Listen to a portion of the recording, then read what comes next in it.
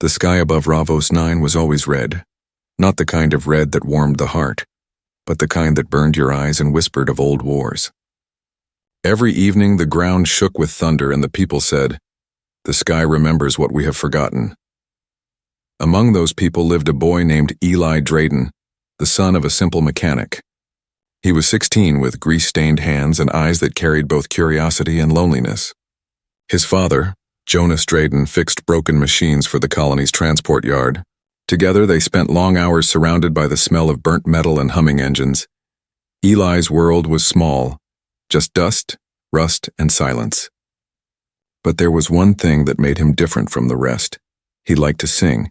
He sang while repairing air filters. He hummed while oiling pistons. His voice was soft and strange, almost glowing when the sun hit the red dust just right. People teased him for it. They said music is useless. Machines feed us and songs do not. Still, Eli couldn't stop. The songs came from somewhere deep inside, as if the sky itself was teaching him the tune. One night, while working late, Eli stood on top of a half-broken comm tower at the edge of town. The air was cold and dry, the kind that cut through clothes and bone alike. The tower was old, full of wires that hummed like sleeping snakes.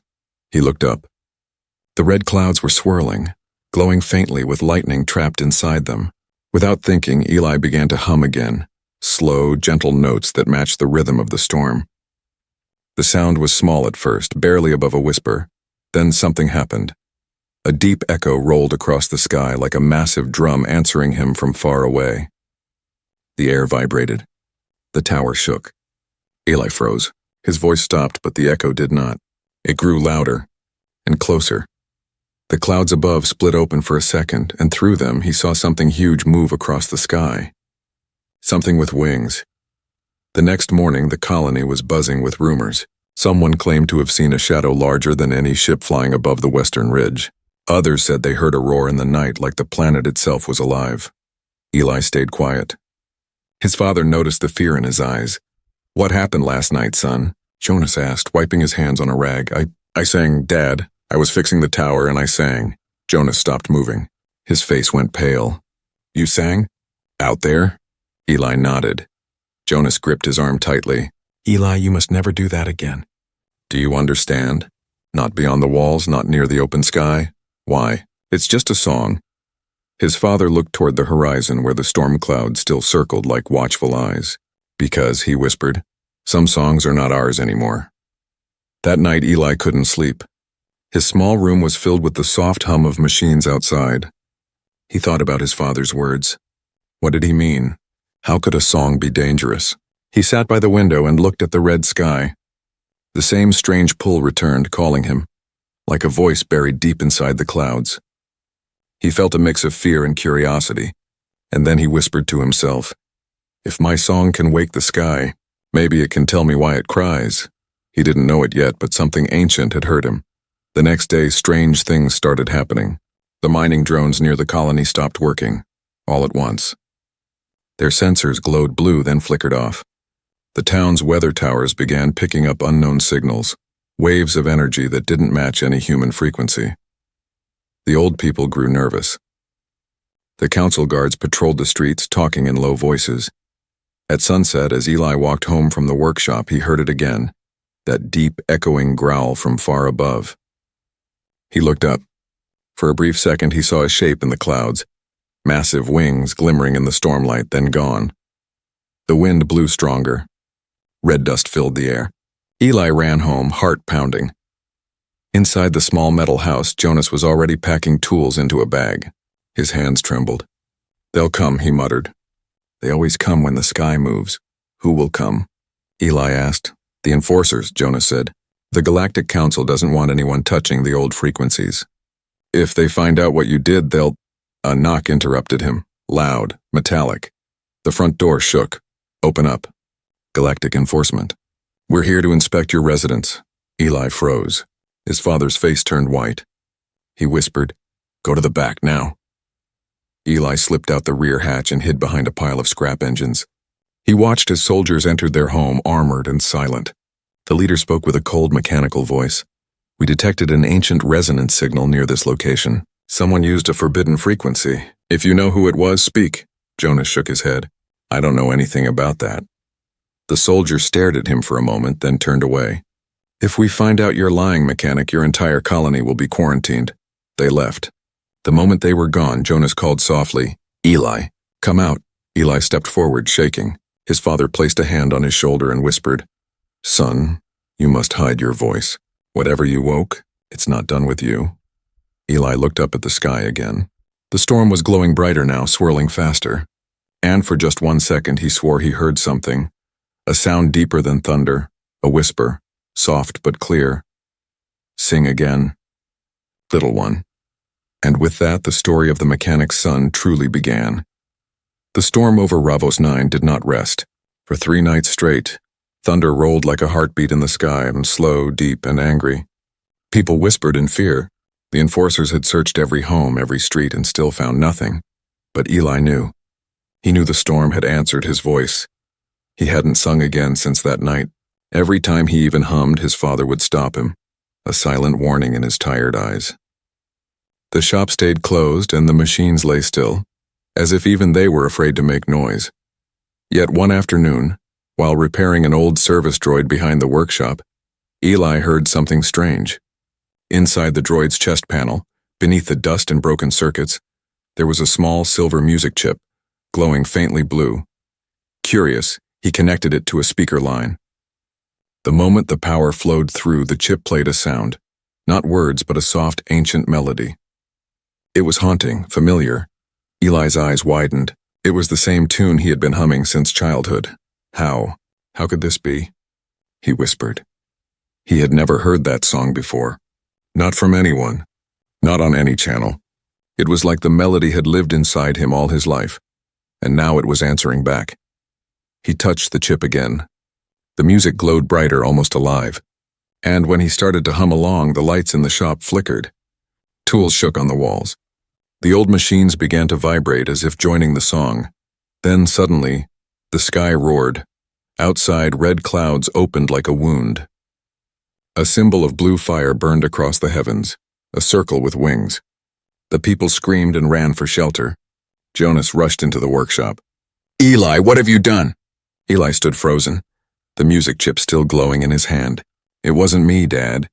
I just played it. Jonas snatched the chip, his face pale. Where did you find this? In the old droid. Jonas's hands trembled. That song was never meant to exist. They destroyed every copy centuries ago. You found a piece of the old alliance. The what? Eli asked. His father looked at the sky, voice shaking. The alliance between humans and dragons.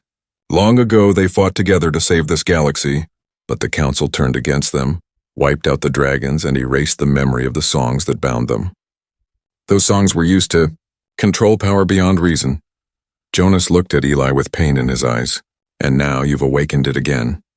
That night strange noises filled the air, mechanical shrieks mixed with distant howls. The galactic enforcers returned, this time with scout drones scanning the skies and heat sensors crawling over the colony. Eli and Jonas hid in the workshop, the music chip still pulsing faintly in a metal box.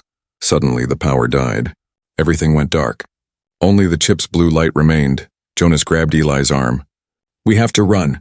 They'll find us by morning. Eli hesitated. Dad, what if this isn't a curse? What if it's something else? Maybe it wants to be heard. Jonas's voice broke. Don't you understand? The last time someone sang those words, worlds burned. But before Eli could answer, the ground shook. The roof rattled. A shadow passed over the colony, huge, alive, and ancient. Eli ran outside. Above the storm clouds, lightning cracked. And for the first time, he saw it clearly. A creature of scales and scars, wings stretching wider than a shipyard, eyes like molten suns. A dragon. Its roar shattered the air, deep and powerful. Dust exploded from the ground as its claws touched down at the edge of the colony. The soldiers panicked, firing energy rifles that did nothing. The dragon's scales shimmered, deflecting every beam. Eli stood in awe. He could feel its voice, and not in his ears but inside his chest, vibrating like a heartbeat answering his own.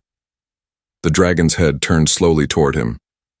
Its eyes, ancient and full of sorrow, came locked with his, and then Eli heard it. Not a roar, not a word. A voice inside his mind. You called me, child of song. I have waited long. Too long. Eli's knees trembled. You can talk? The dragon lowered its head, wings folding behind. I am Calith, last of the warrior clans. You carry the voice of those who betrayed us and the power to awaken what was forgotten. Eli's heart raced. What do you mean, betrayed? The dragon's eyes darkened. Your kind once sang with us, bound by honor and blood. But when fear took hold, they silenced the skies and buried the songs. I was there when they turned their guns on us. Eli's hands shook. I didn't know. I swear I didn't know.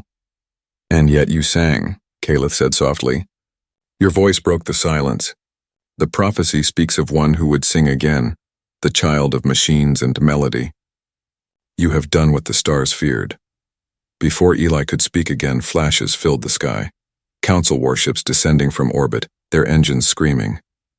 Jonas ran out shouting, Eli, get back inside. But Calith spread his wings, fire lighting his throat. No more hiding. The galaxy will remember what it forgot.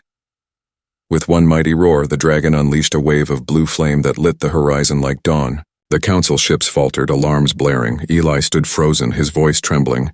He didn't know if he was afraid or amazed, only that something inside him had awakened. Calith turned his gaze back to him, voice calm but heavy. Come with me, singer. The truth sleeps beyond the storm belt. Eli looked back at his father, torn between fear and destiny. Jonas's eyes said everything. Don't go. But deep inside, Eli knew this was just the beginning. The boy who sang to the sky was now being called by it, and as Calith lifted off, wings slicing through thunder, the prophecy long forgotten began to breathe again. The sky was no longer red. It burned gold and blue as Calith, the ancient dragon, rose from the colony grounds carrying Eli Drayden upon his back. Below them, the people watched in fear and wonder. Some prayed. Others shouted warnings. But Eli didn't look back. He couldn't. The wind roared past his ears, cold and sharp, but his heart beat even louder. Ravos 9 shrank beneath him. The rusted buildings, the storms, the life he once knew. Ahead stretched endless clouds flashing with lightning. Calith's wings beat with power that shook the air. Eli held tightly to the dragon's metallic scales, his voice trembling. Where are we going? Calith's voice echoed inside his mind, deep and calm like thunder rolling through water, to the place where memory sleeps and truth bleeds. The tomb of echoes, Eli frowned. Why me? I'm no hero. I'm just a mechanic's son. Calith's wings tilted slightly. You sang the forbidden melody. That song carries the same vibration as the ancients, those who once commanded both metal and flame. It woke me from centuries of silence. Eli looked down at the blue glow pulsing from Calith's neck plates. You said my kind betrayed yours. What happened? The dragon's tone darkened. You wish to know the truth? Then listen, singer. The storm ahead split open with light. Calith slowed his flight, his eyes distant and remembering. Long ago, humans and dragons fought together. The galaxy was wild then, filled with beasts and machines born from chaos. Your ancestors were engineers, dreamers. They built machines that could sing, ships that flew with sound instead of fuel. We dragons lent them our voices to power those ships. Together, we made music that shaped worlds. Eli listened, eyes wide. So the old alliance was real? It was more than real, Calith said. It was sacred. The bond between human and dragon was sealed through song, a frequency that joined soul to flame. But power is a hungry thing. The council feared what we could become together. They declared our bond unnatural and ordered us destroyed. Calith's eyes burned with a blue fire. Your ancestors turned their machines against us. The sky rained fire for 9 days. Cities fell. Dragons died singing their last songs. I was the last to fall, chained, buried, and left to sleep beneath the ashes. Eli swallowed hard. And now, I woke you up. Yes, Calith rumbled. The prophecy said one day a voice born of machine and heart would break the silence and bring balance or destruction. The words hung in the air like a blade between them. Suddenly, alarms echoed through the storm. Calith's golden eyes narrowed. They found us. Eli turned. 3 council interceptors cut through the clouds, firing plasma bursts. Blue fire streaked across the sky. Calith rolled midair, roaring. Hold tight. Eli clung to the dragon's spine as Calith dove through lightning, twisting between plasma trails. Energy blasts grazed his wings, sending sparks into the storm. Eli's fear turned to panic. We can't fight them. There are too many. We are not fighting, Calith growled. We are remembering. He opened his jaws wide and sound, not fire, exploded out. A wave of vibration shook the clouds, bending light itself. The council ships staggered, their systems collapsing. Eli covered his ears. What was that? The voice of origin, Calith said. A song that can shatter machines once shared by both our kinds. But the attack drained the dragon. His wings faltered. They crashed through a layer of clouds and landed hard on a floating rock plateau above the storm sea. Calith's breathing was heavy, his side bleeding molten energy. Eli ran to him. You're hurt. I will heal, Calith murmured. But time is short. They will send more. Eli's heart pounded. He looked at the glowing veins running along Calith's scales. If I can fix machines, maybe I can help you too. The dragon's massive eyes studied him. You would mend a creature your kind once tried to erase? Eli nodded. I don't care what they did. You saved me. That's enough. Calith lowered his head, humbled. You have your father's heart and your ancestors' voice. Eli blinked. You knew my ancestors? One of them, Calith said softly. The first to build machines that could sing. His name was Drayden Prime, the engineer who forged our bond. You carry his blood, Eli froze. Drayden? That's my family name. Then destiny is not finished, Calith said. The Tomb of Echoes waits for you. Within it lies the truth your people buried, the memory of the first song. With it you can decide what kind of world will rise, one of fire or of harmony. Eli stood silent, the wind howling around him. He looked toward the storm's center where faint blue light pulsed in the clouds, the direction of the tomb. His voice was small but steady. I'll go with you. If this prophecy began with my blood, I'll end it with my voice. Calith's eyes glowed brighter, proud. Then climb, child of song. The storm will test us both. Lightning split the sky as Calith spread his wings again, each beat shaking the clouds below. The council fleet regrouped behind them, engines roaring, weapons charged. But this time, Eli was not afraid. He placed a hand on Calith's scales and began to hum, the same forbidden tune that had started it all. The air around them shimmered. The lightning bent toward their path, not to strike, but to follow. Calith's roar joined his song, and together, their voices turned the storm into light. Below them, the fleet commander whispered through static, That's impossible. The frequency, it's alive. Eli's voice rose higher, burning with purpose. The storm became their ally. And as Calith carried him toward the glowing horizon, Eli whispered, If this is the song that destroyed worlds, then I'll make it the one that saves them. The storm stretched across the horizon like an endless wall of rage. Black clouds flashing with silver veins, roaring with wind and lightning. To most it was a death trap. To Eli Drayden it was destiny. He sat on Calith's back, gripping the dragon's iron-hard scales as they soared higher into the sky. Below them, the colony of Ravos 9 had disappeared, swallowed by distance and dust.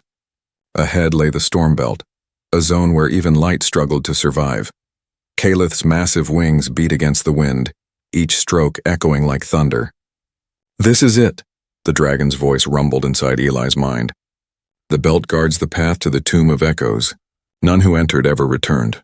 Eli swallowed hard. Then maybe they didn't have a song. Calith's golden eyes flickered with amusement. You speak with courage, human. Or foolishness. We will see which one saves us. As they approached the swirling clouds, lightning bolts danced like living creatures, serpents of fire weaving through the sky.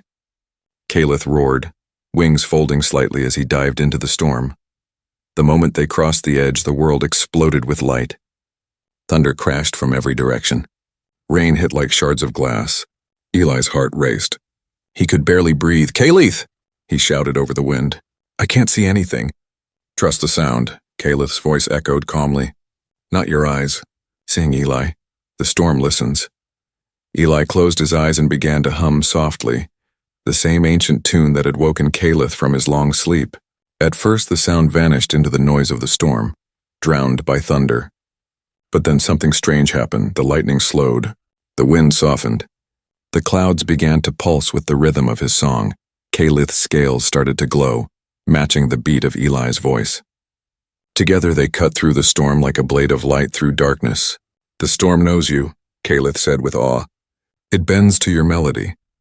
Eli smiled faintly, though tears mixed with the rain on his face. Maybe it just wanted someone to listen. Hours passed, or maybe minutes. Time didn't matter inside the storm. The deeper they flew, the heavier the air became. Thick with static energy, sparks danced along Kaleth's wings. Suddenly, Kaleth tensed. They are here. Eli looked up. Dark shapes moved within the lightning. Council ships, sleek, silver, and merciless. The enforcers had followed them into the storm. Blinding beams of energy fired from the ships, slicing through clouds. Kaleth roared, twisting through the barrage. Plasma bolts grazed his wings, leaving trails of burning smoke. Eli held on, terrified. They're going to hit us. Not if you sing, child. Kaleth thundered. Sing like the sky itself. Eli's hands shook, but he closed his eyes again and let the melody rise from his chest. Louder this time, filled with fear, hope, and something ancient. The sound cut through the storm like a spark through oil. The clouds responded, glowing blue-white, forming waves of light that moved with the rhythm of his song. Each note he sang turned into shields of sound, deflecting the energy blasts. The ship's targeting systems glitched, their readings going wild. Impossible, shouted one of the pilots inside a ship. The storm is singing back. Kaleth's wings flared open. He dived through lightning like a predator, tearing through one of the ships with a roar of pure fury. You dare bring your metal into the realm of fire and song? Kaleth roared. The second ship fired a missile. It struck Kaleth's side. The dragon screamed in pain, spiraling downward. Eli cried out, Kaleth! Flames and smoke surrounded them as they fell through clouds. Eli's voice broke. Then, in desperation, he sang louder than ever. The melody was no longer human. It was something more, a mixture of machine hum and dragon roar, emotion and energy fused together. The storm responded. Lightning curved toward them, not to strike, but to heal. Bolts of pure energy wrapped around Kaleth's body, sealing his wounds with glowing marks. The dragon's roar returned, stronger and deeper. Your song heals flame, Kaleth whispered in awe. Eli's voice cracked. I didn't mean to. I just didn't want you to die. Then never stop singing. Together they soared back upward. The storm itself seemed alive now, opening paths of light before them. The remaining ships tried to pursue, but the clouds closed behind Eli and Kaleth like a living shield. At the storm's heart, the air grew still. A giant sphere of crystal light floated above the clouds, glowing like a frozen sun. The Tomb of Echoes, Kaleth said softly. The resting place of all our voices. Eli stared in awe. It's beautiful. Kaleth landed on a floating platform of glowing stone. Be careful, child. What sleeps here is older than war, older than stars. Eli climbed down, feet touching the crystal surface. It felt warm, alive. He heard whispers, faint, musical, like 1,000 voices calling his name. Eli Drayden, they sang. Blood of builders. Child of harmony. The prophecy awakens, Eli's breath trembled. They know me. Kaleth's eyes gleamed. No, Eli, they remember you. Before he could speak, the light flared. The ground shook. Energy spiraled around him, forming symbols in the air, the same blue-winged mark that once appeared in the sky. The storm outside went silent. The universe seemed to hold its breath. Eli looked up, whispering, What happens now? Kaleth lowered his massive head. Now you learn what it means to be the heir of resonance. And as the crystal doors of the tomb began to open, a song older than history filled the air, the voice of dragons, long dead, singing to a boy who had woken the sky. The storm outside the tomb faded to silence as if the sky itself feared to breathe. Eli Drayden stood before the entrance, a vast arch carved from glowing crystal humming softly like a heartbeat. Kaleth, the ancient dragon, lowered his massive head beside him, his golden eyes flickering with both awe and warning. Beyond this door, Kaleth said, his voice rumbling like thunder through stone, lies the memory of our kind, and the truth your people buried in fear.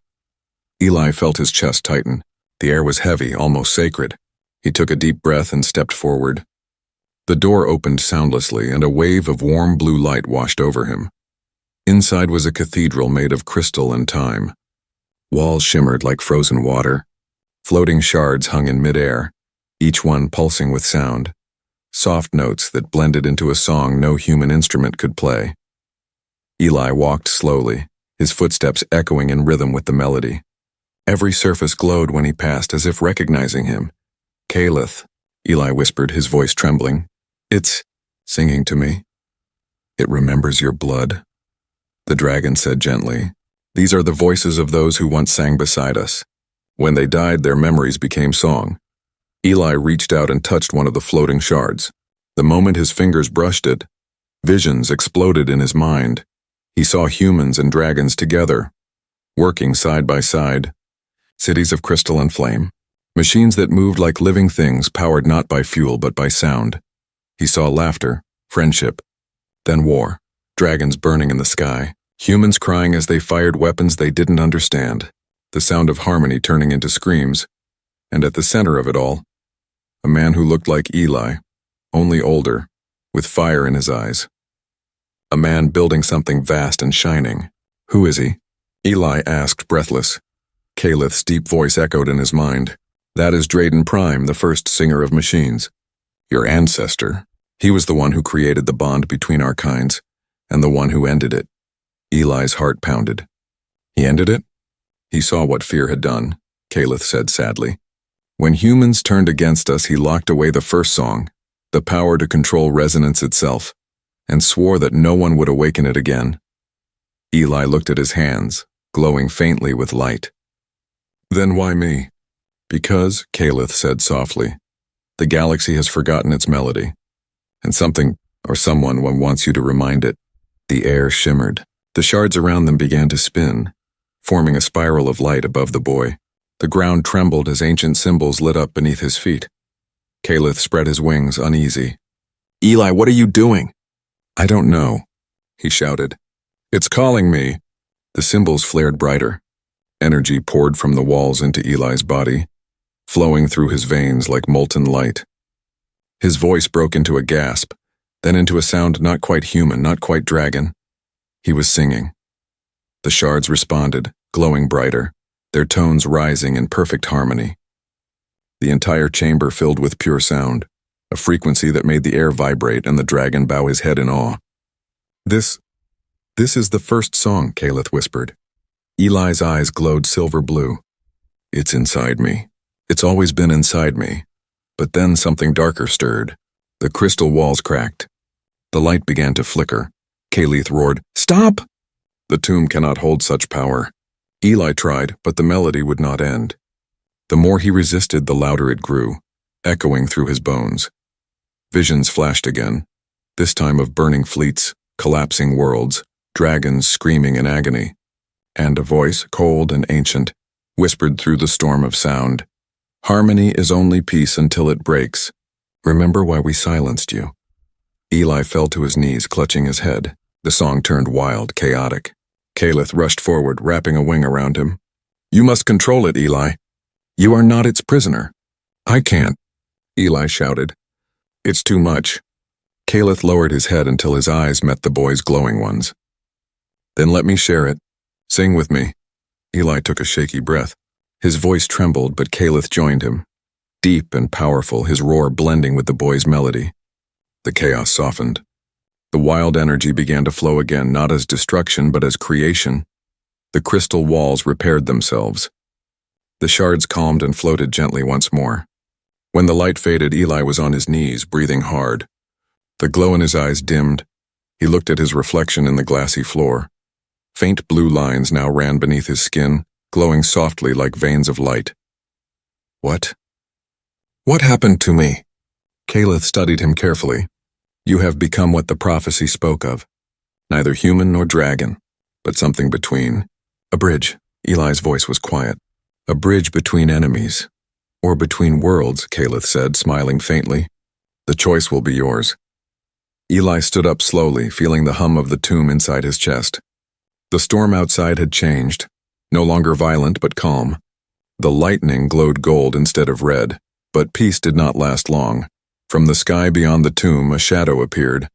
The Galactic Council's fleet, thousands of warships covering the horizon. Their lights flickered like a swarm of angry stars. Caleth's wings spread wide. "They have found us." Eli looked toward the storm, his fear replaced by resolve. "Then we show them the truth they tried to erase. He placed a hand on the dragon's neck, and together they stepped out of the tomb, the last hope of two forgotten species, ready to face the entire galaxy. The storm broke open like glass. Eli Drayden and Caliph, the last of the warrior dragons, rose from the mouth of the tomb as light and thunder followed in their wake. Above them, the Galactic Council's fleet filled the sky, thousands of ships locked in battle formation, engines burning gold. The fleet's voice came over every frequency, cold and merciless. Unregistered resonance detected. The anomaly must be destroyed. Eli's heart pounded as he looked up at the dark sea of metal. They're not going to let us go, are they? Caliph's eyes burned with blue fire. No, they never do. But this time, we sing louder. The first wave of plasma missiles tore through the clouds, streaking toward them like falling suns. Caliph spun through the sky, his wings leaving trails of lightning. Each explosion lit up the world in blue and white flashes. Eli held tightly, the storm whipping at his face. There's too many. Then let them come, Caliph growled. The sky is ours, the dragon roared, and his chest glowed from within. The roar turned into pure sound, a deep vibration that shattered missiles midair. The waves of sonic energy rippled across the sky, turning explosions into spirals of light. But more ships descended. The Council's dreadnoughts, massive as floating cities, emerged from hyperspace, surrounding the tomb like vultures around prey. Eli closed his eyes, feeling the hum of power still burning inside him. He could hear it, the same melody that once nearly tore him apart inside the tomb. But this time it didn't feel wild. It felt alive. It felt ready. Caliph, he whispered. Let me try something. Be careful, singer, the dragon warned. The first song is no mere weapon. Eli took a deep breath. He began to sing softly at first, just a hum. The sound vibrated through Caliph's scales, making them glow like molten glass. The hum grew into a tune, one of power and sorrow, the same song that woke the dragons from death. The air changed. The storm followed his rhythm. Clouds bent and spun in harmony with his voice. Lightning formed shapes, wings, eyes, memories of dragons long gone, and then one by one shadows moved inside the clouds. They're here, Caliph whispered. From the storm emerged more dragons, ancient, battle-scarred, but alive. Their scales shimmered with the same blue fire as Caliph's. Eli stared in disbelief. They heard me? Your song woke their hearts, Caliph said proudly. The first song binds us again. The sky became chaos and beauty all at once. Dragons dove into the fleet, their fire burning like stars. Council ships fired plasma storms, but the dragons' roars turned the beams aside. The entire sky blazed, red, blue, and gold. Eli's voice carried over it all. Every note sent waves of energy through the storm. His melody became command, his heart the rhythm of war. Machines trembled under the sound. The Council's main dreadnought turned its cannons toward him. Target locked. Terminate the source. A massive beam of energy fired, cutting through the clouds. A strike meant to erase everything. Caliph flew straight toward it. Caliph, no, Eli cried. Hold the song, Eli, Caliph roared. The world must remember who we are. The beam struck. The explosion lit up the entire horizon. For a moment, everything was silence. Eli's body burned with light. He floated in the air, surrounded by falling embers. His voice, though faint, still echoed, a trembling sound holding back the darkness. Then through the smoke, Caliph's massive shadow appeared again, scarred, bleeding, but alive. I told you, Caliph said with a weak rumble. The sky does not break that easily. Eli smiled through tears. You stubborn old flame. And you, reckless human, Caliph replied with pride. But their victory was short-lived. The dreadnoughts were regrouping. Energy built in their cores, a blast strong enough to destroy the entire planet. Caliph turned to Eli. If they fire, everything dies. Even the dragons. Eli's hand shook. Then we stop them. The song will take everything from you. I know. You may not survive. I'm not supposed to, Eli said softly. The prophecy never said the singer would live, only that the song would. Eli stood tall on Caliph's back, glowing like a living star. His voice began again, but this time it was not sorrow or anger. It was peace, a sound of forgiveness. The dragons around him joined in, their roars merging with his song. The melody became a storm of light that reached the ships, the clouds, even the ground below.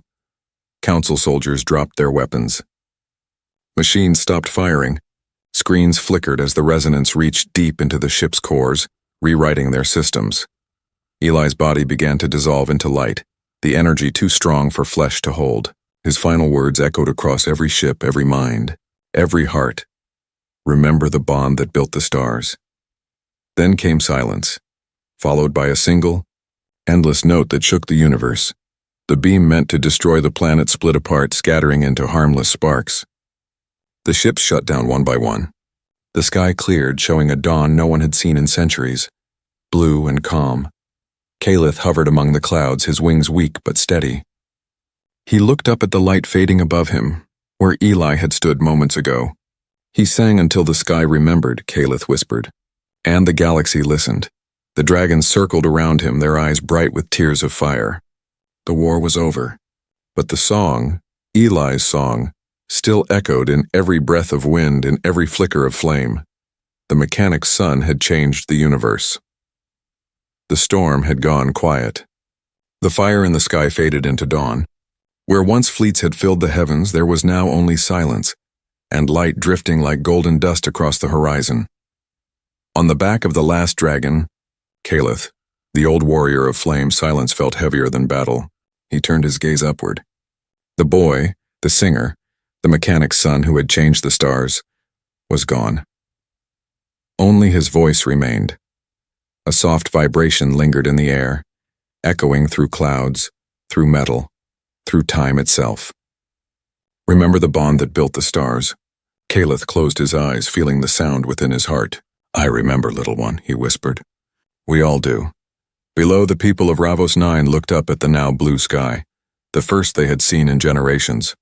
The storms that once cursed their world were gone. The red clouds that had hung like a wound over the planet dissolved into white light. Children pointed at the heavens, where fragments of silver light still glimmered, the pieces of Eli's final song floating like stars. Some said it was energy, others said it was his soul scattered across the galaxy. But for Calith and the dragons who had survived, it was more than that. It was a promise, or the sound of harmony reborn. Days passed. The Council's warships drifted powerless among the stars, their systems forever changed by the resonance. The soldiers, once programmed for obedience, began to feel something new: emotion, guilt, hope. Messages spread across worlds. The dragons live. The singer has awakened the old bond. And on every planet where humans once feared the sky, people stepped outside listening to the faint hum that played in the wind. It was the same melody Eli sang. No one knew where it came from. It was simply there, like the heartbeat of the universe returning to rhythm. Calith flew alone now, crossing stars that had forgotten dragons even existed. His wings were weak, his scales cracked, but his fire still burned.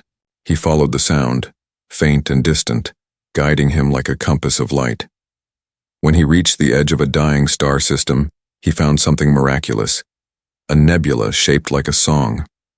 Every cloud pulsed with color, every spark of energy moved in rhythm. It was as if the galaxy itself was still singing Eli's name. Calith landed on a floating asteroid covered in crystal dust. He lowered his head, closing his eyes. You gave everything, he said softly, and still, your voice shines. The crystals around him began to hum, the same familiar tone that once came from the boy's chest. For a moment, Calith thought he heard a whisper in the wind. You're not alone, Calith. The dragon lifted his head, and in the starlight, he saw something that made his ancient heart tremble. A faint shape, glowing white and blue, taking form in front of him. It was Eli, or what remained of him, light, voice, memory. No body, no shadow, only the sound of life made visible. You kept your promise, Calith said, bowing deeply. Eli's voice echoed like a dream. I didn't die. Not really. The song wouldn't let me. You became the song, Calith whispered. Eli smiled faintly. I think I just became what we were always meant to be. Part human, part flame, all sound. Calith's eyes burned with gentle light. The galaxy will never forget you. Eli shook his head. It doesn't need to remember me.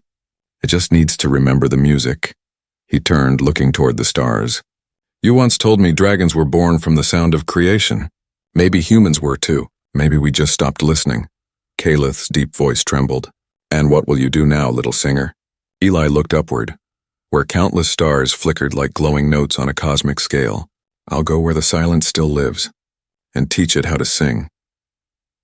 The light around him brightened, scattering into thousands of glowing fragments that spread across the stars, each one carrying a piece of the first song. Years passed. The dragons rebuilt their nests among the stars, no longer warriors, now guardians. Humans learned to live beside them once more, using resonance instead of weapons.